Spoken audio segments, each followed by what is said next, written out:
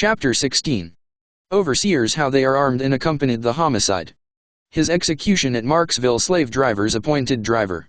On removing to Bayou surf practice makes perfect. Epps attempt to cut plate's throat. The escape from HTM protected by the mistress forbids reading and writing. Obtain a sheet of paper after 9 years effort. The letter Armsby. The mean white partially confide in him his treachery. Epps suspicions, how they were quieted. Burning the letter Armsby leaves the Bayou disappointment and despair. With the exception of my trip to St. Mary's Parish, and my absence during the cane-cutting seasons, I was constantly employed on the plantation of Master Epps. He was considered but a small planter, not having a sufficient number of hands to require the services of an overseer, acting in the latter capacity himself. Not able to increase his force, it was his custom to hire during the hurry of cotton picking. On larger estates, employing 50 or 100, or perhaps 200 hands, an overseer is deemed indispensable. These gentlemen ride into the field on horseback, without an exception to my knowledge, armed with pistols, bowie knife, whip, and accompanied by several dogs. They follow, equipped in this fashion, in rear of the slaves, keeping a sharp lookout. 224 12 years a slave. Upon Tliam all.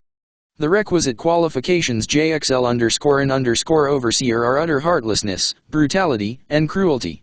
It is Lee's business to produce large crops, and if that is accomplished, no matter what amount of suffering it may have cost.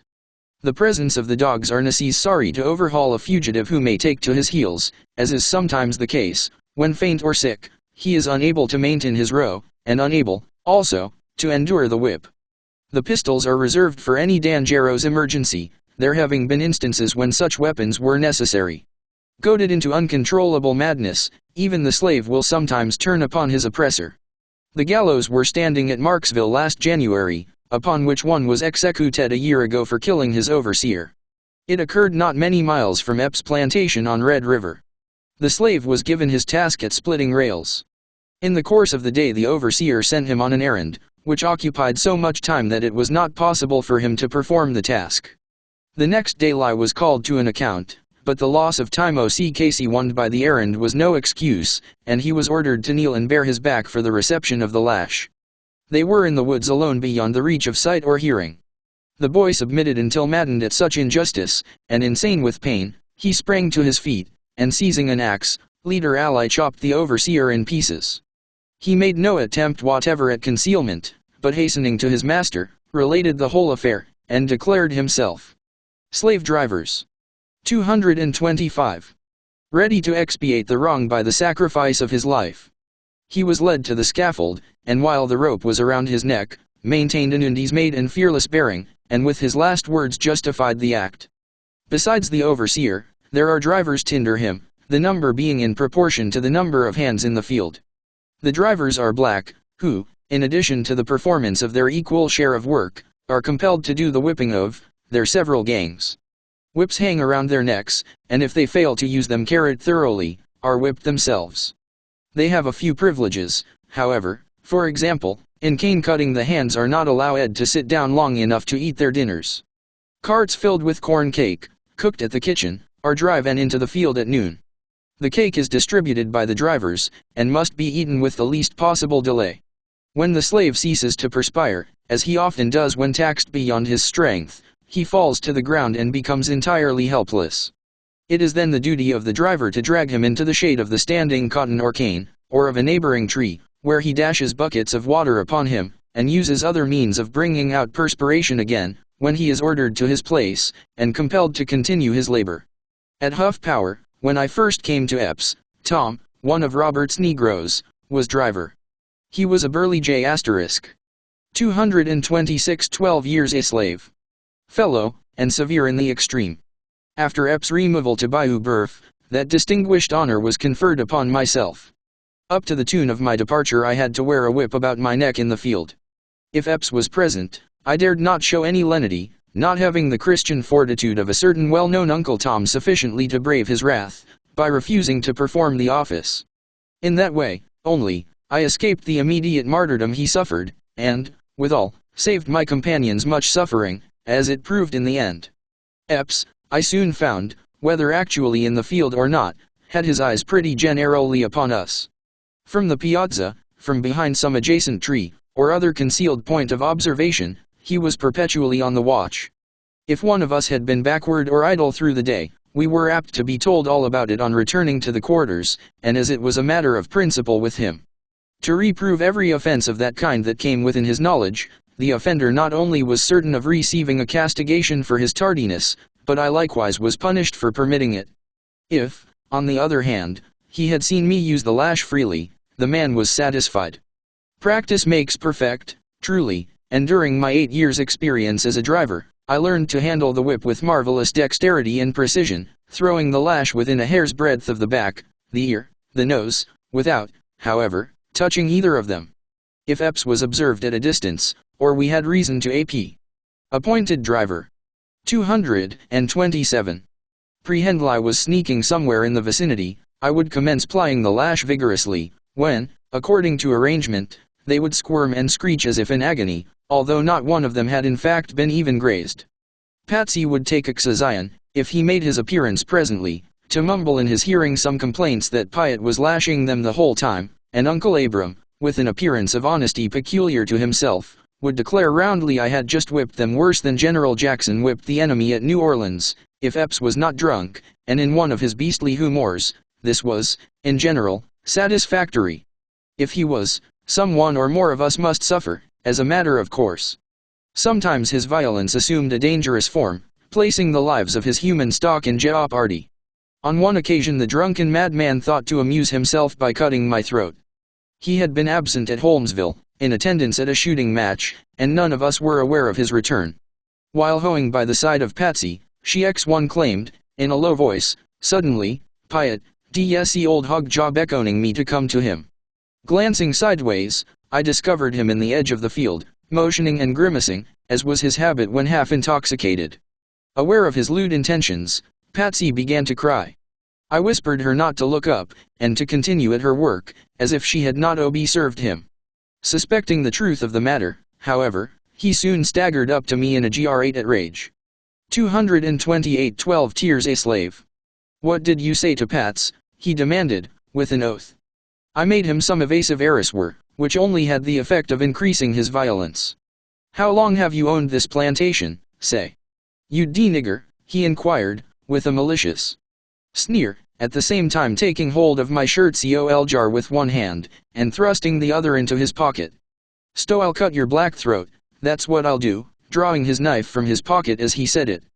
But with one hand he was unable to open it, until finally seizing the blade in his teeth, I saw he was about to succeed, and felt the necessity of escaping from him, for in his present reckless state, it was evident he was not joking, by any means.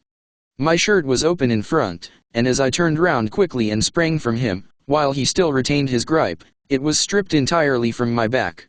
There was no difficulty now in eluding him. He would chase me until out of breath, then stop until it was recovered, swear, and renew the chase again. He would command me to come to him, now endeavor to coax me, but I was careful to keep at a respectful distance. In this manner we made the circuit of the field several times, he making desperate plunges, and I always dodging them, more amused than frightened, well knowing that when his sober senses returned, he would laugh at his own drunken folly. At length I observed the mistress standing by the yard fence, watching our half-serious, half-comical maneuvers. Shooting past him, I ran directly to her. Epps, on. Protected by the mistress. 229. Discovering her, did not follow. He remained about the field an hour or more, during which time I stood by the mistress, having related the particulars of what had taken place. Now, she was aroused again, denouncing her husband and Patsy about equally. Finally, Epps came towards the house, by this time nearly sober, walking demurely, with his hands behind his back, and attempting to look as innocent as a child. As he approached, nevertheless, Mistress Epps began to berate him roundly, heaping upon him many rather disrespectful epithets, and demanding for what reason he had attempted to cut my throat. Epps made wondrous strange of it all, and to my surprise, swore by all the saints in the calendar he had not spoken to me that day. Piatt, you lying nigger, have I, was his brazen appeal to me. It is not safe to contradict a master, even by the assertion of a truth. So I was silent, and when he entered the house I returned to the field, and the affair was never after alluded to. Shortly after this time a circumstance occurred that came nigh divulging the secret of my real name and history, which I had so long and carefully concealed, and upon which I was convinced depended my final escape. Soon after he purchased me, Epps asked me if I could write and read, and on being informed that I had received some instruction in those branches of education, he assured me, with emphasis, if he ever 12 years a slave caught high with a book, or with pen and ink, he would give me 100 lashes. He said he wanted me to understand that he bought niggers to work and not to educate. He never inquired a word of my past life, or from whence I came. The mistress, however, cross-examined me frequently about Washington, which she supposed was my native city, and more than once remarked that I did not talk nor act like the other niggers, and she was sure I had seen more of the world than I admitted. My great object always was to invent means of getting a letter secretly into the post office, directed to some of my friends or family at the North. The difficulty of such an achievement cannot be comprehended by one unacquainted with the severe restrictions imposed upon me. In the first place, I was deprived of pen, ink, and paper. In the second place, a slave cannot leave his plantation without a pass, nor will a postmaster mail a letter for one without written instructions from his owner. I was in slavery 9 years, and always watchful and on the alert, before I met with the good fortune of obtaining a sheet of pauper. While Epps was in New Orleans, one winter, disposing of his cotton, the mistress sent me to Holmesville, with an order for several articles, and among the rest a quantity of foolscap. I appropriated a sheet, concealing it in the cabin, under the board on which I slept. After various experiments I succeeded in making ink, by boiling white maple bark, and with a feather. The lead 231. Asterisk. Plucked from the wing of a duck, manufactured a pen. When all were asleep in the cabin, by the light of the coals, lying upon my planked couch, I managed to complete a somewhat lengthy epistle. It was direct to an old acquaintance at Sandy Hill, stating my condition, and urging him to take measures to restore me to liberty. This letter I kept a long time, contriving measures by which it could be safely deposited in the post office. At length, a low fellow, by the name of Armsby, hitherto a stranger, came into the neighbor Cookite seeking a situation as overseer. He applied to Epps, and was about the plantation for several days. He next went over to Shaw's, nearby, and remained with him several weeks. Shaw was generally surrounded by such worthless characters, being himself noted as a gambler and unprincipled man. He had made a wife of his slave Charlotte, and a brood of young mulattoes were growing up in his house. Armsby became so much reduced at last, that he was compelled to labor with the slaves. A white man working in the field is a rare and unusual spectacle on Bayou Surf. I improved every opportunity of cultivating his acquaintance privately, desiring to obtain his confidence so far as to be willing to entrust the letter to his keeping. He visited Marksville repeatedly, he informed me, a town some 20 miles distant, and there, I proposed to myself, the letter should be mailed. Carefully deliberating on the most proper manner of approaching him on the subject, I concluded final. 12 years a slave. LJ to ask him simply if he would deposit a letter for me in the Marksville post office the next time he visited that place, without disclosing to him that the letter was written, or any of the particulars it contained, for I had fears that he might betray me, and knew that some inducement must be held out to him of a pecuniary nature, before it would be safe to confide in him. As late as 1 o'clock one night I stole noiselessly from my cabin, and, crossing the field to Shaw's, found him sleeping on the piazza.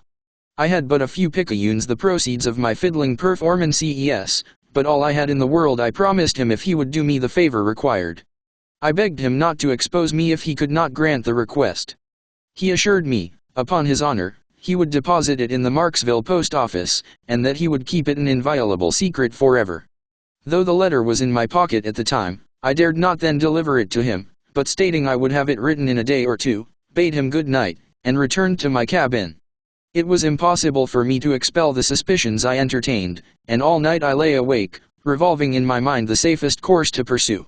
I was willing to risk a great deal to accomplish my purpose, but should the letter by any means fall into the hands of Epps, it would be a death blow to my aspirations.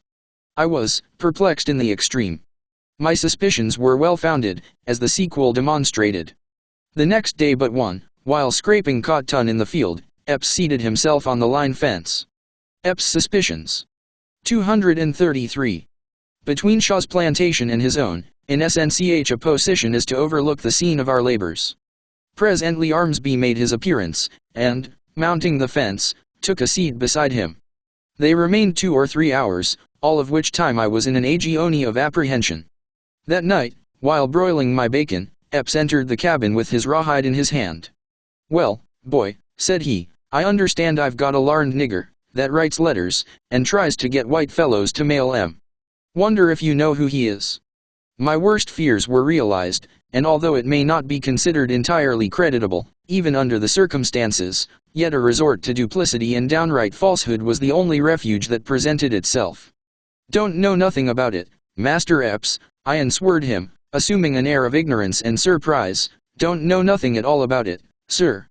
"Want you over to Shaw's night before last?" he inquired. "No, master," was the reply.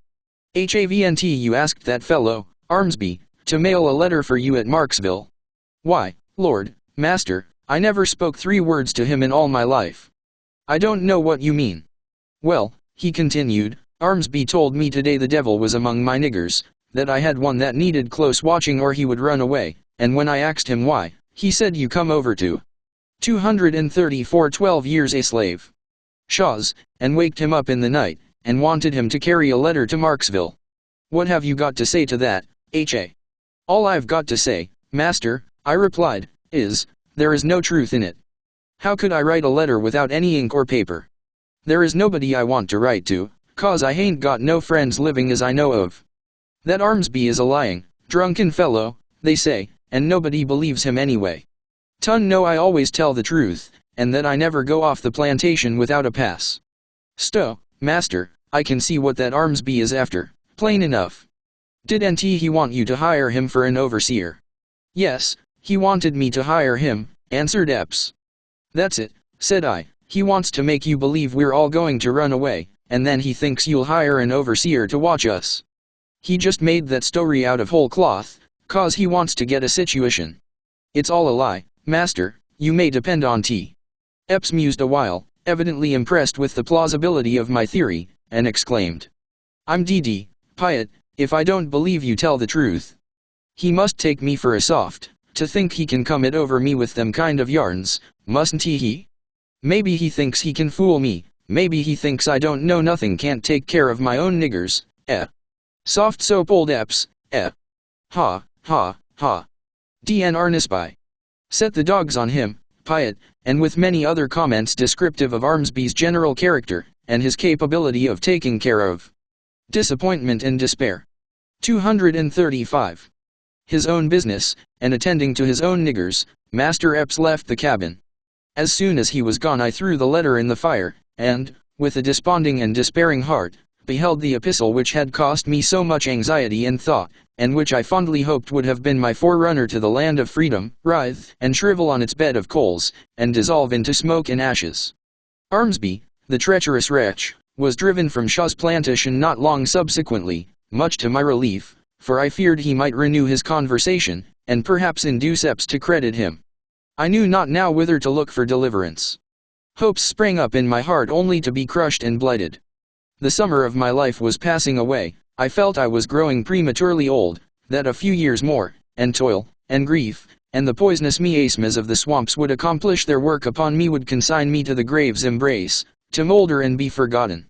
Repelled, betrayed, cut off from the hope of succor, I could only prostrate myself upon the earth and groan in unutterable anguish.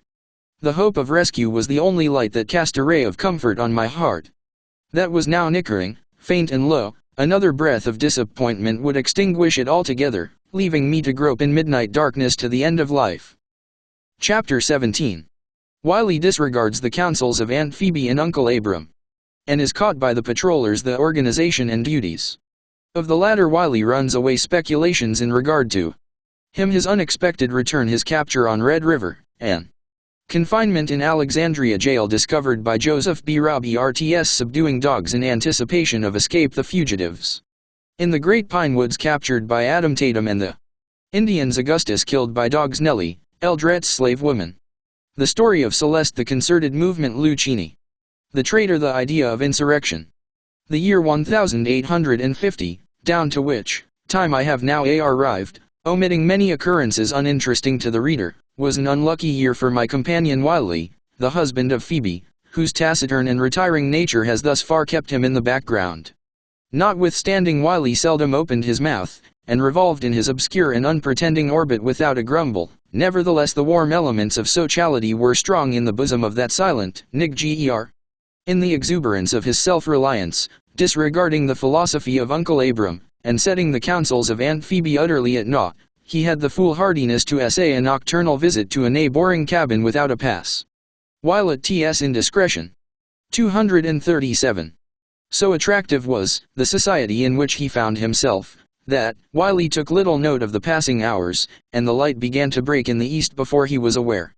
Speeding homeward as fast as he could run, he hoped to reach the quarters before the horn would sound, but, unhappily, he was spied on the way by a company of patrollers.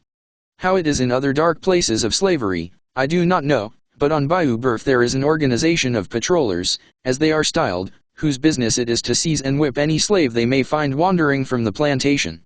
They ride on horseback, headed by a captain, armed, and accompanied by dogs.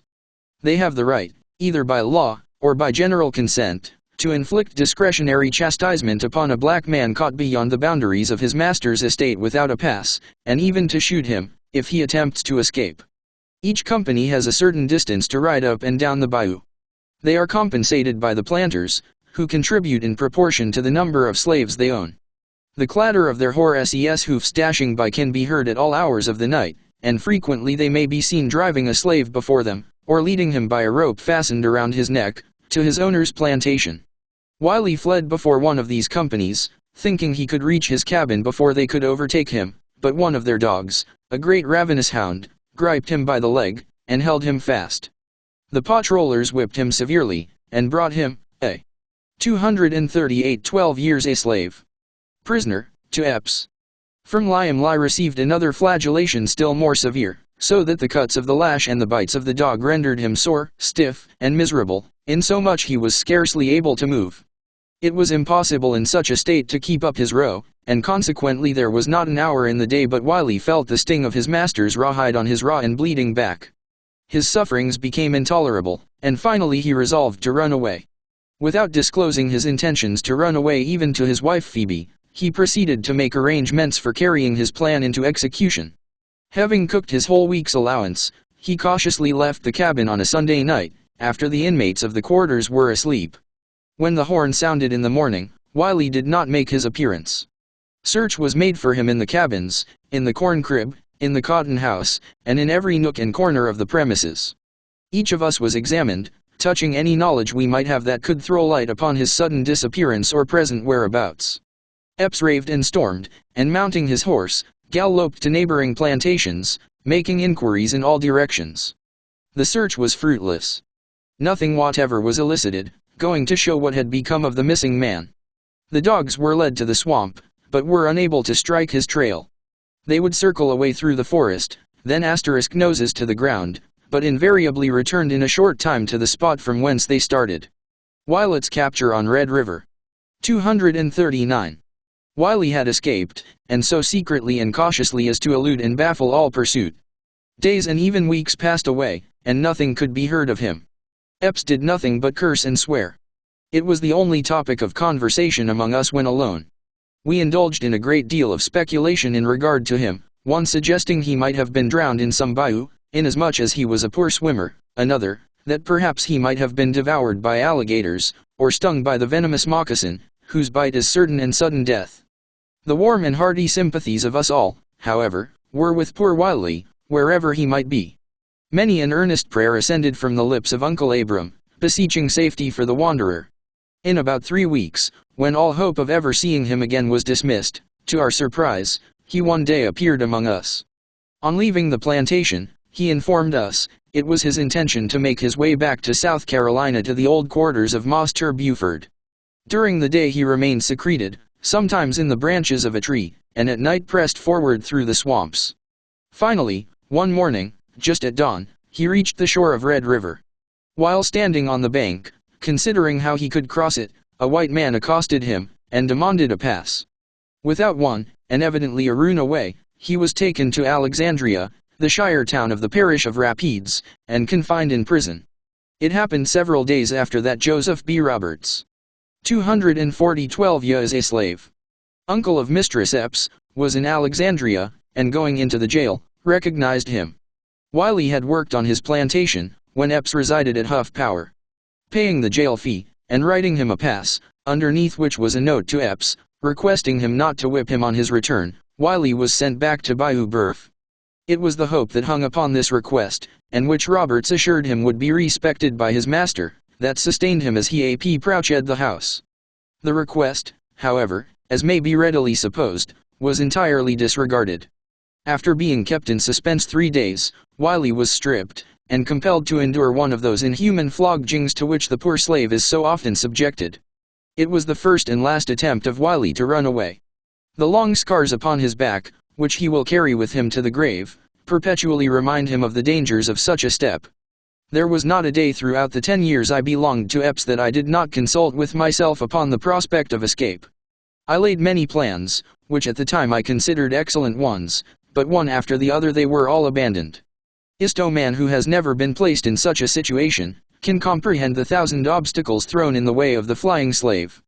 Every white man's hand is raised against him, the patrollers are watching for him, the hounds are ready to follow on his track, and the nature of the country is such as renders it impossible to pass through it with any safety. I thought, however, fugitives in the pine woods. 241. The time might come, perhaps, when I should he running through the swamps again. I concluded, in that case, to be prepared for Epps' dogs, should they pursue me. He possessed several, one of which was a notorious slave hunter, and the most fierce and savage of his breed. While out hunting the coon or the opossum, I never allowed an opportunity to escape, when alone, of whipping them severely. In this I succeeded at length in subduing them completely. They feared me, obeying my voice at once when others had no control over them whatever. Had they followed and overtaken me, I doubt not they would have shrank from attacking me. Notwithstanding the certainty of being captured, the woods and swamps are, nevertheless, continually filled with runaways. Many of them, when sick, or so worn out as to be unable to perform their tasks, escape into the swamps, willing to suffer the punishment inflicted for such offenses, in order to obtain a day or two of rest. While I belonged to Ford, I was unwittingly the means of disclosing the hiding place of 6 or 8, who had taken up their residence in the great pine woods. Adam Tatum frequently sent me from the mills over to the opening after provisions. The whole distance was then a thick pine forest. About 10 o'clock of a beautiful moonlight night, while walking along the Texas road, returning to the mills, carrying a dressed pig in a bag swung over my shoulder, I heard footsteps behind me, and turning. K18. 242 12 years a slave. Round, beheld 2 black men in the dress of slaves approaching at a rapid pace. When within a short distance, one of them raised a club, as if intending to strike me, the other snatched at the bag. I managed to dodge them both, and seizing a pine knot, hurled it with such force against the head of one of them that he was prostrate apparently senseless to the ground. Just then 2 more made their appearance from one side of the road. Before they could grapple me, however, I succeeded in passing them, and taking to my heels, fled, much after I towards the mills. When Adam was informed of the adventure, he hastened straightway to the Indian village, and harassing Cascala and several of his tribe, started in pursuit of the highwaymen. I accompanied them to the scene of attack, when we discovered a puddle of blood in the road, where the man whom I had smitten with the pine knot had fallen. After searching carefully through the woods a long time, one of Cascala's men discovered a smoke curling up through the branches of several prostrate pines, whose tops had fallen together. The rendezvous was cautiously surrounded, and all of them taken prisoners. They had escaped from a plantation in the vicinity of Larnary, and had been secreted there 3 weeks.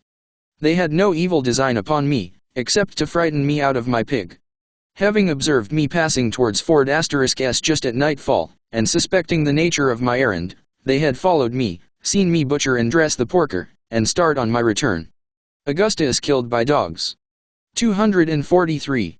They had been pinched for food, and were driven to this extremity by necessity. Adam conveyed them to the parish jail, and was liberally rewarded. Not unfrequently the runaway loses his life in the attempt to escape. Epps' premises were bounded ci one side by Carey's, a very extensive sugar plantation. He cultivates annually at least 1,500 acres of cane, manufacturing 22 or 2,300 hogsheads of sugar, an hogshead and a half being the usual yield of an acre. Besides this, he also cultivates 500 or 600 acres of corn and cotton. He owned last year 153 field hands, besides nearly as many children, and yearly hires a drove during the busy season from this side the Mississippi. One of his Negro drivers, a pleasant, intelligent boy, was named Augustus. During the holidays, and occasionally while at work in adjoining fields, I ha. 244 12 years a slave. The overseer, mounting onto the rick, drew him forth. As life rolled down to the ground, the whole pack plunged upon him, and before they could be beaten off, had gnawed and mutilated his body in the most shocking manner, their teeth having penetrated to the bone in 100 places. He was taken up, tied upon a mule, and carried home. But this was Augustus' last trouble. He lingered until the next day, when death sought the unhappy boy, and kindly relieved him from his agony. It was not unusual for slave women as well as slave men to endeavor to escape. Nellie, Eldret's girl, with whom I lumbered for a time in the big cane brake, lay concealed in Ep's corn crib 3 days. At night, when his family were asleep, she would steal into the quarters for food, and return to the crib again. We concluded it would no longer be safe for us to allow her to remain, and accordingly she retraced her steps to her own cabin. But the most remarkable instance of a successful evasion of dogs and hunters was the following. Among Carrie's girls was one by the name of Celeste. She was 19 or 20, and far whiter than her owner, or any of his offspring. It required a close inspection to distinguish in her features the slightest trace of African blood. A stranger would never have dreamed that she was the descendant of slaves. I was sitting in my cabin late at night, playing a low air on my violin, when the door opened carefully, and Celeste stood before me. She was pale and haggard. Story of Celeste. 245. Had an apparition arisen from the earth, I could not have been more startled. Who are you? I demanded, after gazing at her a moment. I'm hungry, give me some bacon, was her reply. My first impression was that she was some deranged young mistress, who, escaping from home, was wandering, she knew not whither, and had been attracted to my cabin by the sound of the violin. The coarse cotton slave dress she wore, however, soon dispelled such a supposition. What is your name? I again interrogated. My name is Celeste, she answered. I belong to Carrie, and have been 2 days among the palmettos. I am sick and can't work, and would rather die in the swamp than be whipped to death by the overseer. Carrie's dogs won't follow me. They have tried to set them on. There's a secret between them and Celeste, and they won't mind the devilish orders of the overseer. Give me some meat, I'm starving. I divided my scanty allowance with her, and while partaking of it, she related how she had managed to escape, and described the place of her concealment. In the edge of the swamp, not half a mile from Ep's house, was a large space, thousands of acres in extent, thickly covered with palmetto. Tall trees, whose long arms interlocked each other, formed a canopy above them, so dense as to exclude the beams of the sun. It was like twilight always, even in the middle of the brightest day. In the center of this 246 12 teaks a slave. Great space, which nothing but serpents very often explore, a somber and solitary spot, Celeste had erected a rude hut of dead branches that had fallen to the ground, and covered it with the leaves of the palmetto. This was the abode she had selected. She had no fear of Carrie's dogs, any more than I had of Ep's. It is a fact, which I have never been able to explain, that there are those whose tracks the hounds will absolutely refuse to follow. Celeste was one of them. For several nights she came to my cabin for food. On one occasion our dogs barked as she approached, which aroused Epps, and induced him to reconnoitre the premises. He did not discover her, but after that it was not deemed prudent for her to come to the yard. When all was silent I carried provisions to a certain spot agreed upon, where she would find them. In this manner Celeste passed the greater part of the summer. She regained her health, and became strong and hardy. At all seasons of the year the howlings of wild animals can be heard at night along the borders of the swamps. Several times they had made her a midnight call, awakening her from slumber with a growl. Terrified by such unpleasant salutations, she finally concluded to abandon her lonely dwelling, and, accordingly, returning to her master, was scourged, her neck meanwhile being fastened in the stocks, and sent into the field again. The year before my arrival in the country there was a concerted movement among a number of slaves. The concerted movement. 247. On Bayou Surf, that terminated tragically indeed. It was, I presume, a matter of newspaper notoriety at the time, but all the knowledge I have of it has been derived from the relation of those living at that period in the immediate vicinity of the excitement. It has become a subject of general and unfailing interest in every slave hat on the Bayonne, and will doubtless go down to succeeding generations as their chief tradition. Lew Cheney, with whom I became acquainted, a shrewd, cunning Negro, more intelligent than the generality of his race, but unscrupulous and full of treachery, conceived the project of organizing a company sufficiently strong to fight their way against all opposition, to the neighboring territory of Mexico. A remote spot, far within the depths of the swamp, back of Hawkins' plantation, was selected as the rallying point. Lew flitted from one plantation to another, in the dead of night, preaching a crusade to Mexico, and, like Peter the Hermit, creating a furor of excitement wherever he appeared. At length a large number of runaways were assembled, stolen mules, and corn gathered from the fields, and bacon filched from smoke houses, had been conveyed into the woods. The expedition was about ready to proceed, when their hiding place was discovered. Lew Cheney, becoming convinced of the ultimate failure of his project, in order to curry favor with his master, and avoid the consequences which he foresaw would follow, deliberately determined to sacrifice all his companions. Departing secretly from the encamp. 248 12 years a slave. Bryant.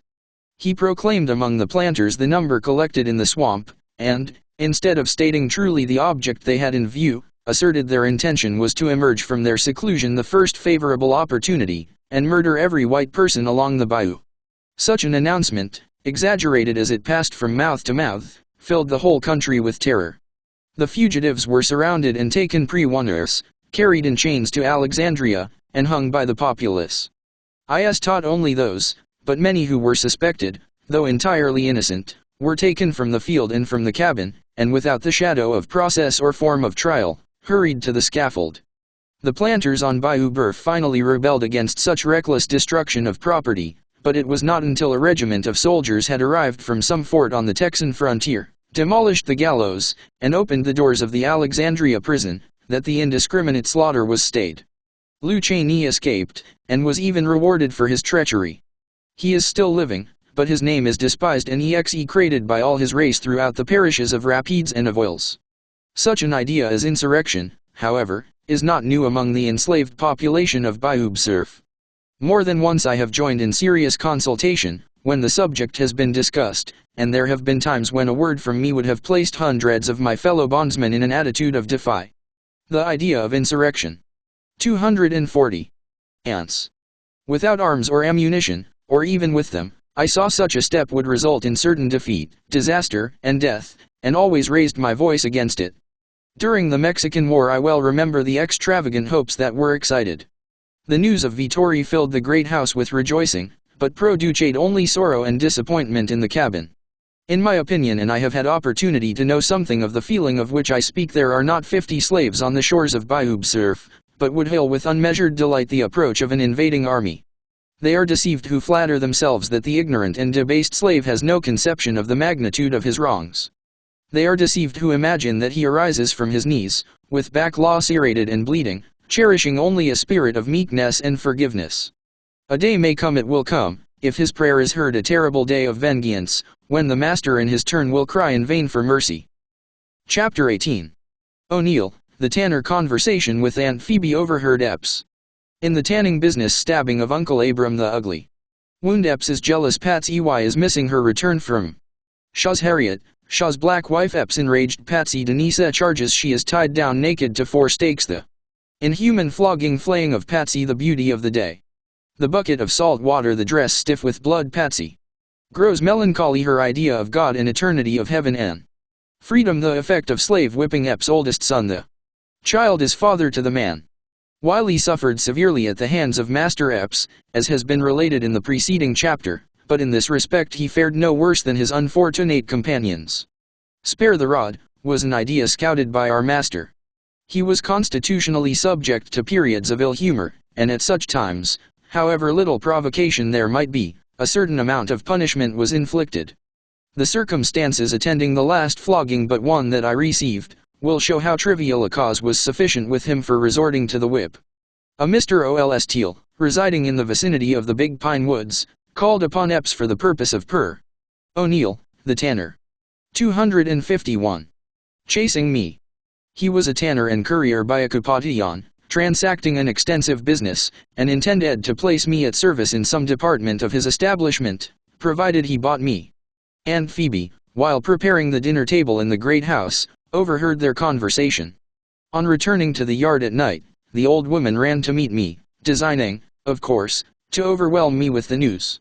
She entered into a minute repetition of all she had heard, and Aunt Phoebe was one whose ears never failed to drink in every word of conversation uttered in her hearing. She enlarged upon the fact that Massa Epps was gwine to sell me to a tanner ober in de Pine Woods, so long and loudly as to attract the attention of the mistress, who, standing unobserved on the piazza at the time, was listening to our conversation. "Well, Aunt Phoebe," said I, "I'm glad of it. I'm tired of scraping cotton, and would rather be a tanner. I hope he'll buy me." O'Neill did not effect a purchase, however, the parties differing as to price, and the morning following his arrival, departed homewards. He had been gone but a short time, when Epps made his appearance in the field. Nothing will more violently enrage a master, especially Epps, than the intimation of one of his servants that he would like to leave him. Mistress Epps had repeated to him my expressions to Aunt Phoebe the evening previous, as I learned from the latter afterwards, the mistress having mentioned 252 teaks a slave to her that she had overheard us. On entering the field, Epps walked directly to me. "So, Piet, you're tired of scraping cotton, are you? You would like to change your master, eh? You're fond of moving round, traveler, ain't ya? Ah, yes, like to travel for your health, maybe? Feel above cotton scraping, I suppose. So you're going into the tanning business? Good business, devilish fine business.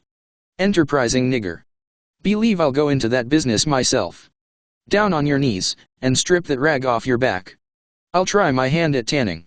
I begged earnestly, and endeavored to soften him with excuses, but in vain. There was no other alternative, so kneeling down, I presented my bare back for the application of the lash. "How do you like tanning?" he exclaimed, as the rawhide descended upon my flesh.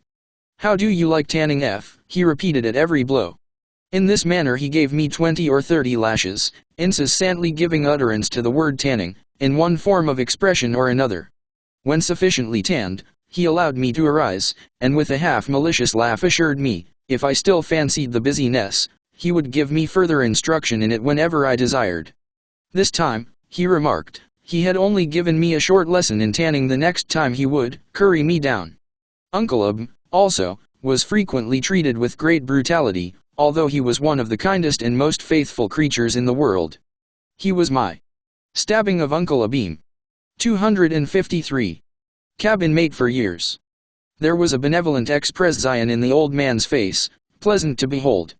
He regarded us with a kind of parental feeling, always counseling us with remarkable gravity and deliberation. Returning from Marshall's plantation one afternoon, whither I had been sent on some errand of the mistress, I found him lying on the cabin floor, his clothes saturated with blood. He informed me that he had been stabbed. While spreading cotton on the scaffold, Epps came home intoxicated from Holmesville. He found fault with everything, giving many orders so directly contrary that it was impossible to execute any of them. Uncle Abram, whose faculties were growing dull, became confused, and committed some blunder of no particular consequence. Epps was so enraged thereat, that, with drunken recklessness, he flew upon the old man, and stabbed him in the back. It was a long, ugly wound, but did not happen to penetrate far enough to result fatally. It was sewed up by the mistress, who censured her husband with extreme severity, not only denouncing his inhumanity, but declaring that she expected nothing else than that he would bring the family to poverty, that he would kill all the slaves on the plantation in any of his drunken fits. It was no uncommon thing with him to prostrate Aunt Phoebe with a chair or stick of wood, but the most cruel whipping that ever I was doomed to witness one I can never recall with any other emotion. 254 teaks a slave. Then that of horror was inflicted on the unfortunate Patsy. It has been seen that the jealousy and hatred of Mistress Epps made the daily life of her young and agile slave completely miserable. I am happy in the belief that on numerous occasions I was the means of averting punishment from the inoffensive girl. In Epps' absence the mistress often ordered me to whip her without the remotest provocation. I would refuse, saying that I feared my master's displeasure, and several times ventured to remonstrate with her against the treatment Patsy received. I endeavored to impress her with the truth that the latter was not responsible for the acts of which she complained, but that she being a slave, and subject entirely to her master's will, he alone was answerable. At length, the green-eyed monster crept into the soul of Epps also, and then it was that he joined with his wrathful wife in an infernal jubilee over the girl's miseries. On a Sabbath day in hoeing time, not long ago, we were on the bayou bank, washing our clothes, as was our usual custom. Presently Patsy was missing. Epps called aloud, but there was no answer. No one had observed her leaving the yard, and it was a wonder with us whither she had gone. In the course of a couple of hours she was seen approaching from the direction of Shaw's. This man, as has been intimated, was a notorious profligate, and withal not on the most friendly terms with Epps. Harriet, his black. Patsy's ret den from Sean's. 255. Wife, knowing Patsy's troubles, was kind to her, in consequence of which the latter was in the habit of going over to see her every opportunity. Her visits were prompted by friendship merely, but the suspicion gradually entered the brain of Epps, that another and a baser passion led her thither, that it was not Harriet she desired to meet, but rather the unblushing libertine, his neighbor. Patsy found her master in a fearful rage on her return. His violence so alarmed her that at first she attempted to evade direct answers to his questions, which only served to increase his suspicions. She finally, however, drew herself up proudly, and in a spirit of indignation boldly denied his charges. "Missus don't give me soap to wash with, as she does the rest," said Patsy, "and you know why. I went over to Harriet's to get a piece," and saying this, she drew it forth from a pocket in her dress and exhibited it to him. "That's what I went to Shaw's for, Massa Epps," continued she, "the Lord knows that was all." "You lie, you black wench," shouted Epps. "I don't lie, Massa. If you kill me, I'll stick to that. Oh, I'll fetch you down. I'll learn you to go to Shaw's. I'll take the starch out of ya," he muttered fiercely through his shut teeth. Then turning to me, he ordered 4 stakes to be driven into the ground, pointing with the toe of his boot to the places where he wanted them. When the stakes were driven down, he ordered her to be strips. 256 12 takes a slave. Ped of every article of dress. Ropes were then brought, and the naked girl was laid upon her face, her wrists and feet each tied firmly to a stake. Stepping to the piazza, he took down a heavy whip, and placing it in my hands, commanded me to lash her. Unpleasant as it was, I was compelled to obey him.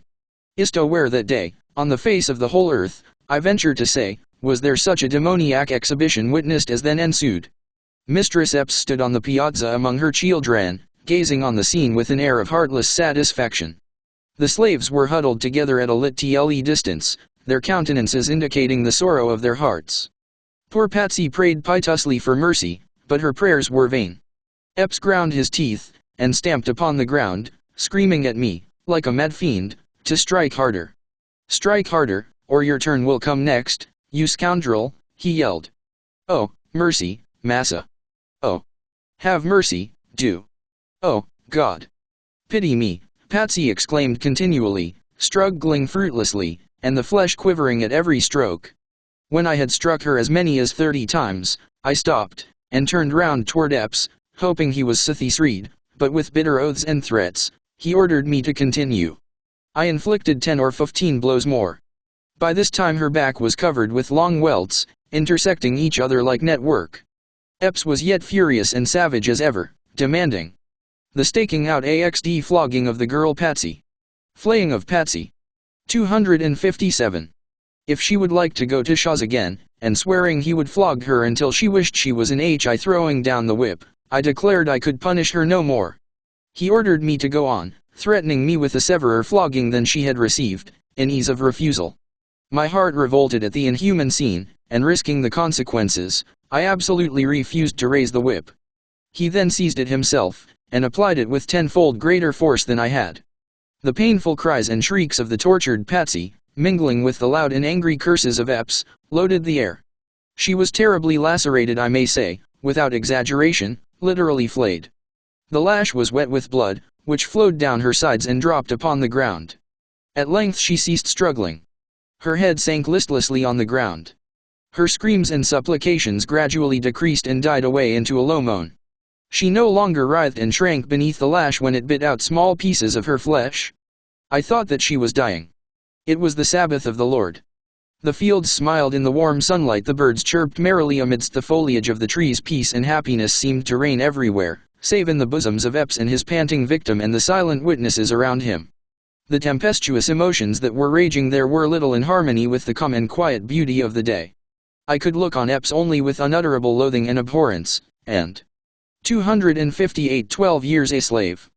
Thought within myself, thou devil, sooner or later, somewhere in the course of eternal justice, thou shalt answer for this sin. Finally, he ceased whipping from mere exhaustion, and ordered Phoebe to bring a bucket of salt and wh her. After washing her thoroughly with this, I was told to take her to her cabin. Untying the ropes, I raised her in my arms.